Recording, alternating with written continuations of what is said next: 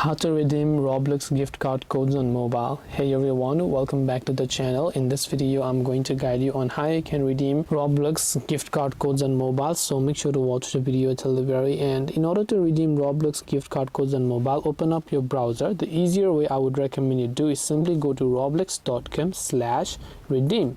That's right, just go to roblox.com/redeem. I'll make sure to drop a link below, and as and when you go to that website, if you aren't logged in, log into your account. If you are logged in, that's perfectly fine. It will directly take you to the page to redeem your Roblox code. So you can just tap on this little option here, and then you can see this that I'm currently logged in. Then after that, you can simply come back to roblox.com/redeem. Then you'll be able to enter your redeem code. Then just hit the redeem option to redeem your gift card codes. This way you can redeem your Roblox gift card codes on mobile. Hope this video was very helpful. If you have got any more questions, queries, doubts, feel free to also leave them down in the comment section below.